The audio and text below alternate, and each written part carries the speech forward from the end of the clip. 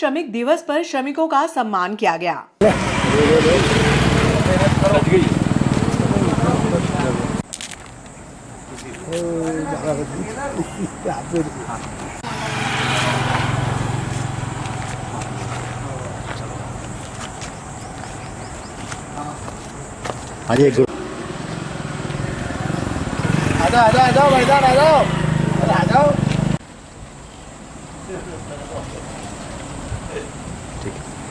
प्रतिवर्ष 1 मई को मजदूर दिवस मनाया जाता है।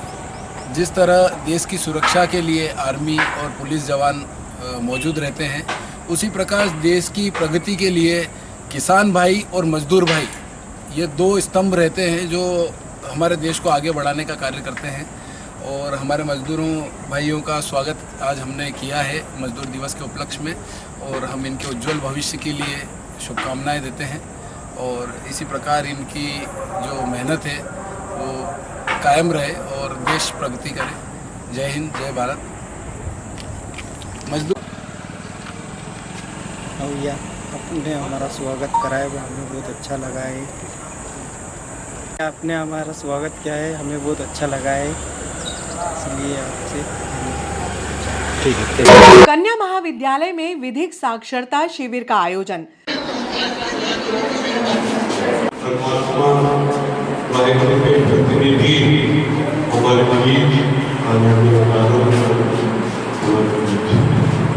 न्यायाधीश हमारे नगर की शान सुरक्षा का पर्याय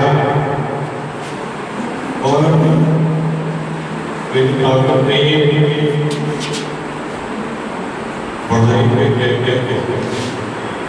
हमारे बीच है और बहुत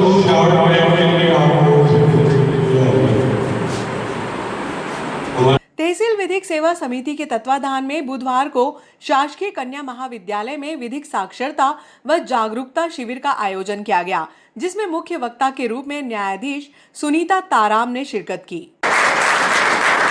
इधर देखिएगा।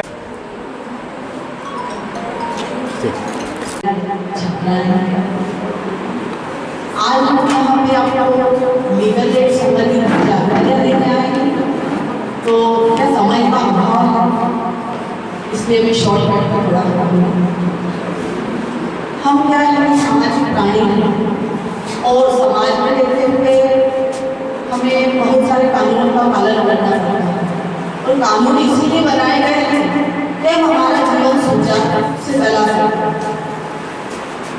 तो यूँ तो बहुत सारे कानून हैं, महिलाओं के लिए बने हैं, बच्चों के लिए बने हैं, विशेष करके अभी बच्चों के साथ जो घटनाएं हो रही उनके संबंध में हमारे संविधान में जो कानून हमें दिए हैं उसके संबंध में मैं थोड़ा सा बताऊंगी कि छोटी छोटी बच्चियाँ जो है वो आजकल का मोबाइल का प्रयोग ज़्यादा करते हैं, और मोबाइल के प्रयोग से क्या होता है कि एक दूसरे से कॉन्टेक्ट हो जाते हैं, और उस कॉन्टेक्ट में वो जो गलतियाँ कर देते हैं बच्चे, उसकी वजह से कई अपराध हो, और ऐसे अपराध की वजह से वह स्वयं परेशान होते हैं, उनके पेरेंट्स भी परेशान होते हैं।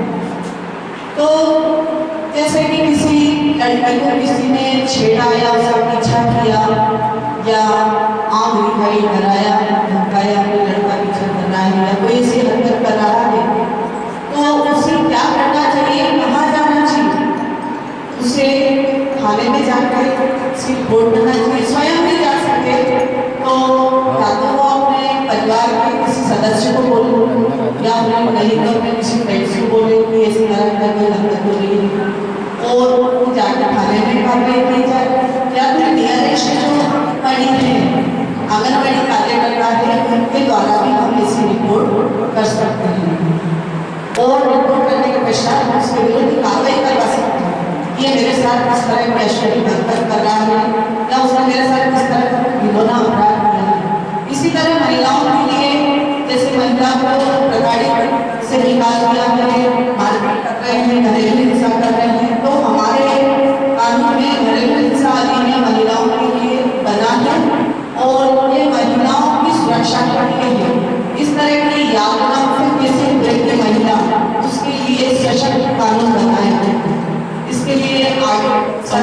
है और समझ पाऊँ है, इसलिए मैं अपनी मांगी आप कॉलेज में आ रहे हैं, यहाँ पढ़ना है, आपको अपने आप को संभालना है।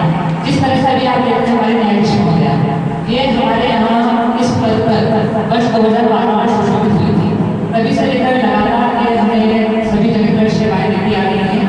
आप अपने मन में ये प्रण रखें कि मुझे यहाँ आना है, शिक्षा ग्रहण करना है और साथ में अपने परिवार का, अपने माता पिता का, अपने शिक्षक का नाम रोशन करना है।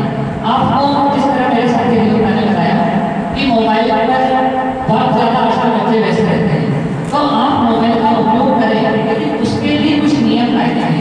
उनके लिए आप इस तरह समझते हैं कि मोबाइल का उपयोग आपको किस हद तक करना है। कोरोना के बाद अपन समझ रहे हैं कि मोबाइल में बहुत ज़्यादा हो रही है, लेकिन आप उसकी एक लिमिट अपने आप में रखें कि मुझे कहाँ तक इसका उपयोग करना है, मेरा कितना समय उसमें मोबाइल में व्यतीत होना चाहिए।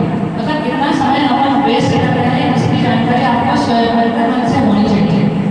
और पूर्वी इसमें बच्चियों आज मेरे जो कार्यक्रम है चावला जी और मैडम के अनुरोध पर मुझे आप लोगों के लिए आना पड़ा।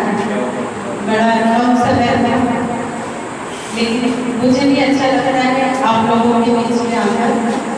मैं बहुत ज़्यादा समय तो नहीं दे पाऊँगी, लेकिन कुछ 5 चीज़ें जरूर जो स्टूडेंट लाइफ में काम आता है। कानून बहुत विस्तृत है, हमारे आपको और जानकारियाँ देते रहेंगे। सबसे पहली बात है, अभी वर्तमान में 11 मई को लोक अदालत है, नेशनल लोक अदालत है। इनकी मतलब 3 महीने में लोक अदालत न्यायालय आयोजित करती है। उसमें पेटी केसेस का निराकरण करता है, और पेटी केसेस ऐसे छोटे छोटे केस हैं जिनका विचारण संक्षिप्त भी होता है और 3 वर्ष के अंदर की सजा होती है।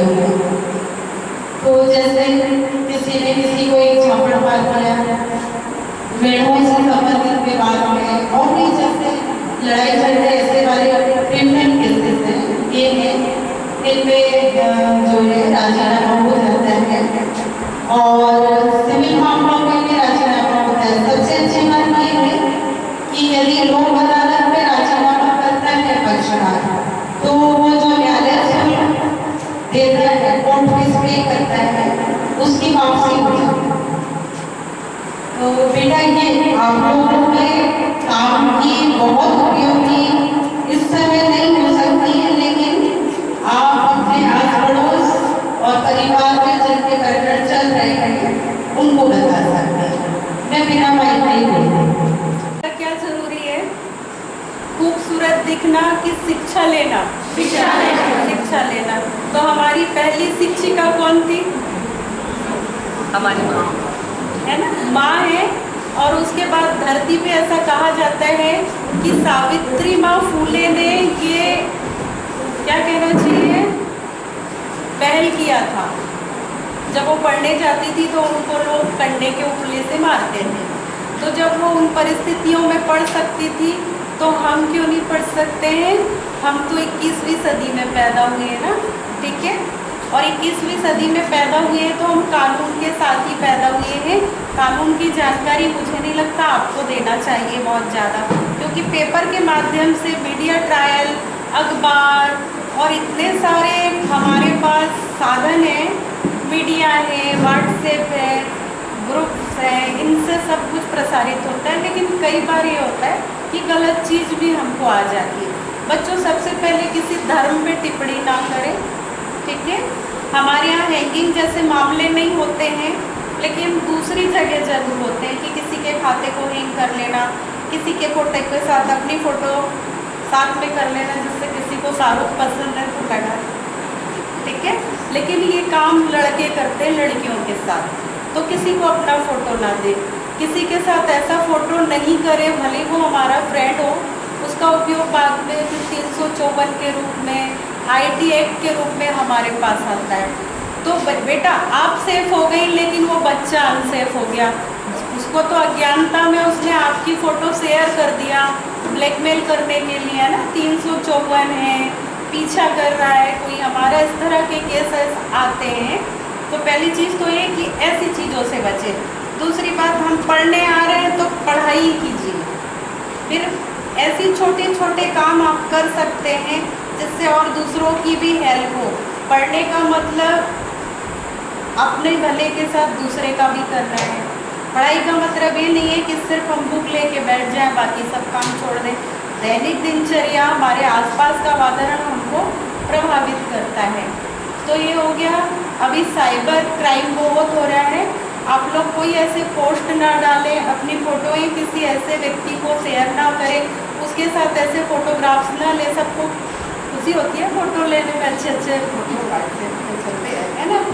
लेकिन नहीं, जहाँ सेफ हो फैमिली में फ़ोटो करें, बाकी फ्रेंड्स के साथ, वो भी बॉयज़ फ्रेंड के साथ बिल्कुल नहीं करें, उसका दुरुपयोग हो सकता है। ठीक है।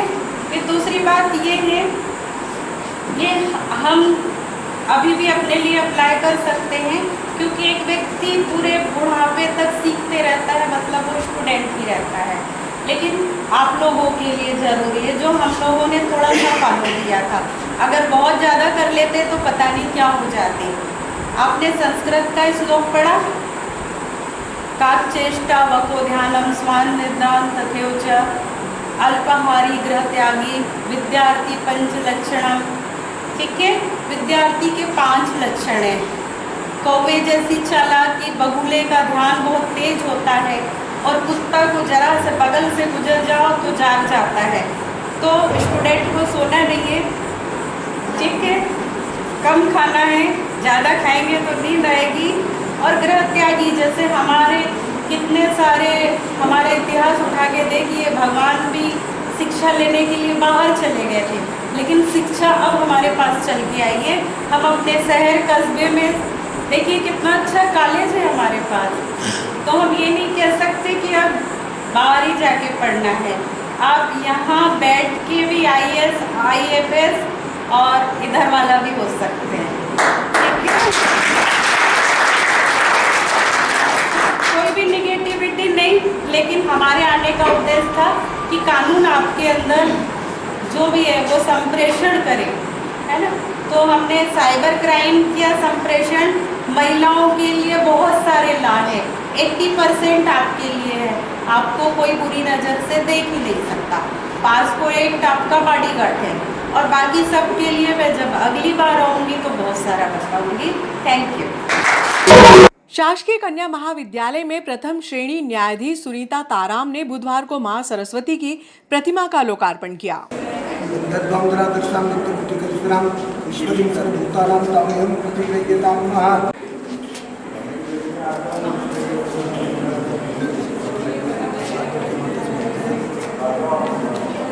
ब्रह्म विचार परमाम माध्यम निगत व्यापिनीम वीणा पुस्तक धारिणी मविधम जंड्यंधकारावका हस्ते स्फाटिकमालिकां विद्युति पद्मासने संचितां वंदे तां परमेश्वरीं भगवतीं बुद्धि प्रदां शारदां सरस्वती नमः सरस्वती नमः।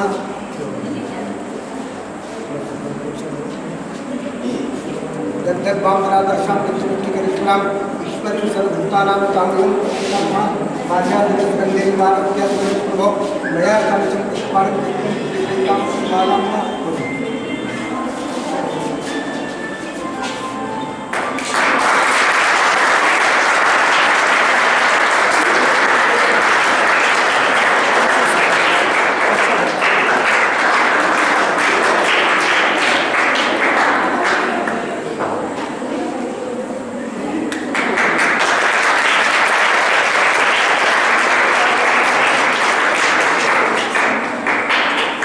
मालां प्रभो मया कालचं पुष्पाणि पुष्पमालां प्रतिगृह्यताम्।